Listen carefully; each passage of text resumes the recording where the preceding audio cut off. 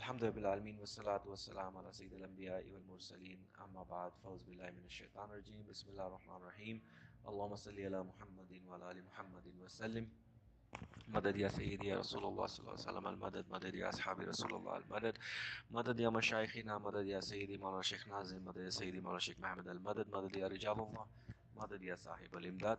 अस्सलामु अलैकुम व रहमतुल्लाहि तआला व बरकातुहू।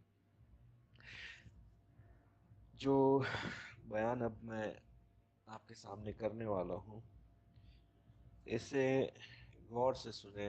इसके अंदर बहुत सारी बातें वो हैं जो हमें अपने अंदर लानी चाहिए, जो हमें एक बेहतर खादिम या एक खादिम बनाएगी। और बहुत सी बातें वो हैं जो शायद हमारे अंदर खामियां हैं, कमियां हैं, वो कमी को दूर करेगी अगर उस पर अमल किया जाए।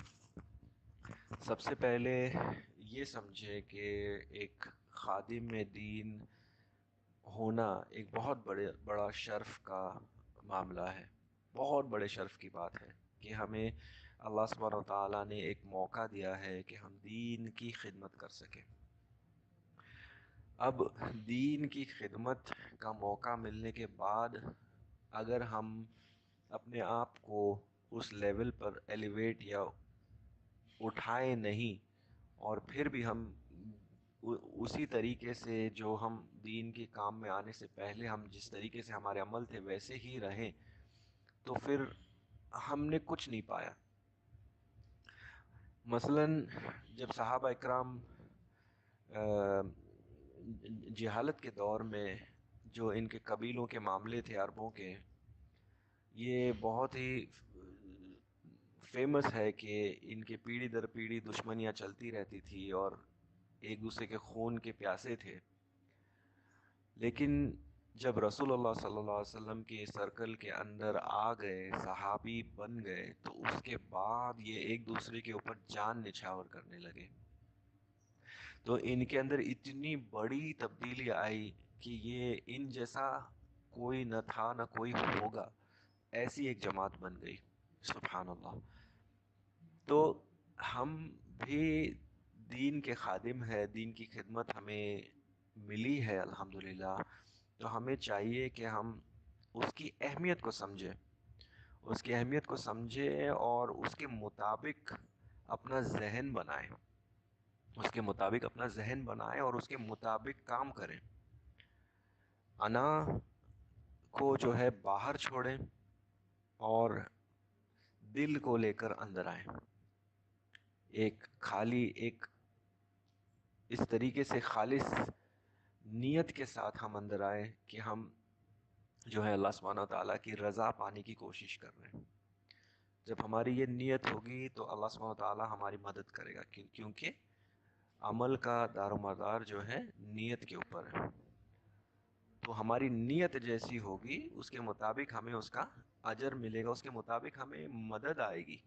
हम चाहे कितनी भी दीन का काम कितना भी हम कर ले, लेकिन अगर हमारी उसके अंदर नीयत ये है कि बस बस मेरी ही बड़ाई हो, मैं ही मैं थोड़ा फेमस हो जाऊं, लोग मुझे जाने, लोग मुझे हजरत हजरत कहें, मेरे हाथ चूमें, जब मैं आऊं तो ताजीमन खड़े हो जाएं, अगर वो हमारी नीयत है तो शायद काम तो होगा, अल्लाह सुब्हानहू व तआला शायद काम ले लेगा, लेकिन उसमें हमें कोई अजर नहीं मिलेगा।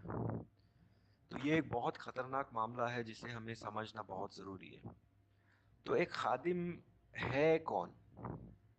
एक खादिम की जिम्मेदारी क्या है?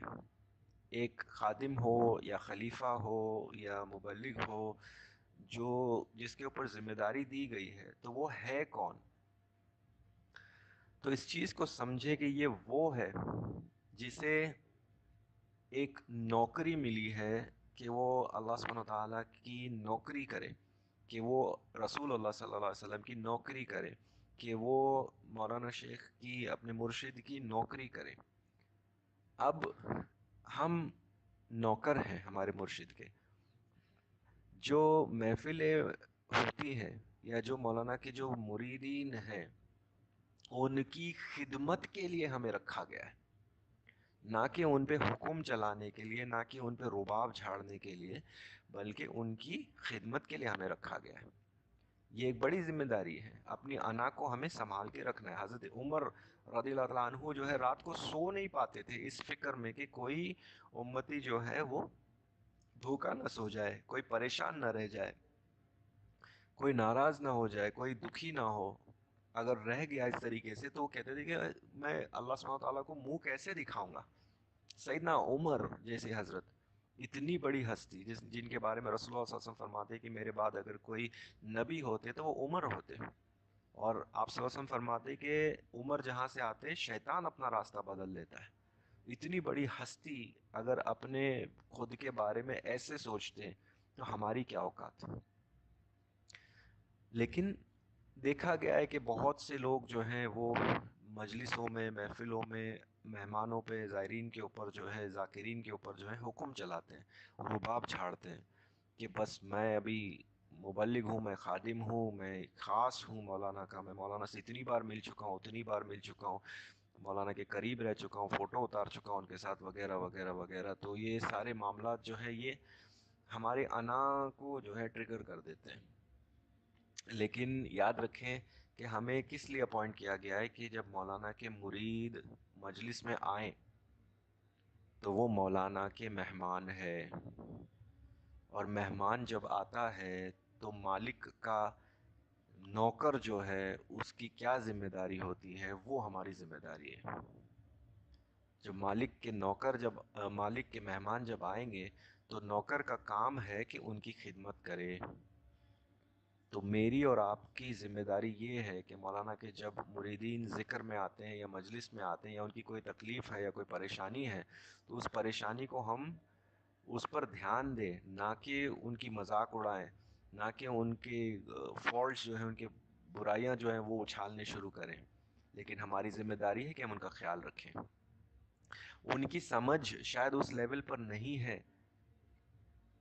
کہ شاید مولانا سے کچھ ملاقات کے بعد ہماری سمجھ جو ہے دوسرے لیول پہ پہنچ جاتی ہے، تھوڑا بہتر سمجھ ہو جاتی ہے، لیکن ہماری انا جو ہے ہمارے پیچھا نہیں چھوڑتی۔ تو ہمیں اس چیز کو سمجھنا چاہیے کہ شاید ان کی سمجھ اس لیول پر نہیں ہے کہ وہ سمجھ سکیں کہ وہ کس کے مرید ہے، تو وہ اس چیز کو نہیں سمجھتے ہوں گے، اسی لیے وہ عجیب سی باتیں کر سکتے ہیں۔ لیکن آپ کو صبر رکھنا ہوگا، آپ کو پیشنس رکھنا ہوگا ان کے ساتھ۔ آپ ان کو ڈانٹ نہیں سکتے، آپ ان کو جھاڑ نہیں سکتے، آپ ان کی بے عزتی نہیں کر سکتے، آپ کو ان کے نخرے اٹھانے پڑیں گے، کیونکہ وہ مولانا کے مرید ہیں اور ہم مولانا کے غلام ہیں، ان کے خادم ہیں۔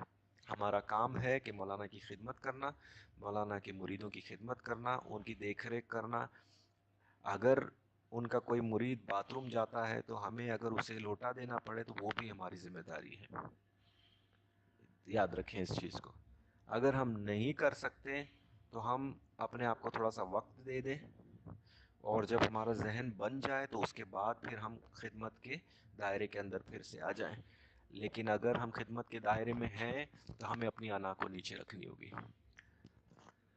تو اس چیز کو سمجھیں، آپ بھی اور میں بھی، ہم سب اس چیز کو سمجھیں اور اس پہ عمل کرنے کی کوشش کریں۔ جب بھی ہماری انا تھوڑی سی اوپر ہو جائے تو اپنے آپ کو یاد دلا دیں کہ نہیں، میں نوکر ہوں، میں خادم ہوں، میں غلام ہوں، میں مالک نہیں ہوں۔ کسی کے گھر میں بھی اگر ذکر ہو رہا ہے، کسی کے گھر کو زاویہ کا ٹائٹل ملا ہے، تو یہ آپ کا گھر ہے، لیکن مولانا کی مرضی کے بغیر یہ ذکر سینٹر نہیں بن سکتا۔ بغیر اجازت کے اگر کوئی سینٹر بنا لیتا ہے تو اس میں وہ برکتیں نہیں آئے گی۔ تو یہ مولانا کی مرضی کے بغیر ایک سینٹر نہیں بن سکتا۔ مطلب یہ مولانا کا سینٹر ہے، یہ ان کا، ہمارے مرشد کا سینٹر ہے، ہمارا کچھ نہیں ہے۔ جب تک ان کی مرضی ہے، جب تک ان کی بلیسنگ ہے، یہ سینٹر رہے گا۔ اگر وہ اپنی بلیسنگ ہٹا دیں گے تو یہ سینٹر نہیں رہے گا۔ تو اس چیز کو سمجھیں اور اس کی قدر جانیں کہ اس کا شکر ہے کہ اس نے ہمارے شیخ نے ہمارے شیخ کا شکر ہے کہ انہوں نے ہمیں یہ موقع دیا کہ ہمارے گھر کو یا ہماری مسجد کو یا ہمارے مدرسے کو جو ہے ایک ذکر سینٹر میں قبول کیا، اور ہمیں خادموں میں قبول کیا کہ ہم ان کے لیے ذکر لیڈ کر سکیں۔ اب ہر کوئی ذکر لیڈر کا طریقہ تھوڑا تھوڑا الگ ہوتا ہے. ابھی اگر میں کہوں کہ ہم سب جو ہے اس وقت اللہم صلی علی محمد وعلی آل محمد وبارک وسلم یہ پڑھیں، تو اب میں نے جس طریقے سے پڑھا، اب آپ میں سے ہر کوئی اگر اس چیز کو، اس درود شریف کو دہرائے، تو ہر کسی کا دہرانے کا، پڑھنے کا طریقہ جو ہے الگ ہوگا.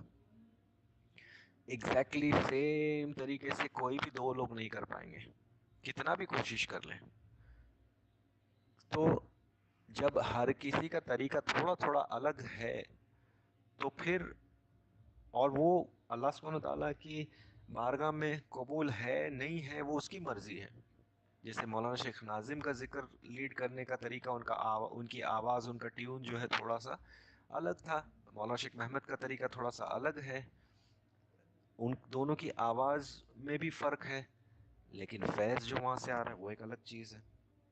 تو ہم اس چیز کو سمجھیں کہ جو ڈفرنس ہے وہ ڈفرنس کو نہ اچھالیں، اور ایک اس کے اندر جو برکت ہے اس برکت کو ایکسیپٹ کریں، اس برکت کو سمجھیں اور اخلاص کے ساتھ کام کریں. انشاءاللہ اللہ سبحانہ وتعالیٰ آسانی فرمائے اور کہنے سننے کے ساتھ ساتھ عمل کی توفیق عطا فرمائے. اذا شرف النبی و صحبی حضرت استادنا استاد استادنا و صدیقین الفاتح.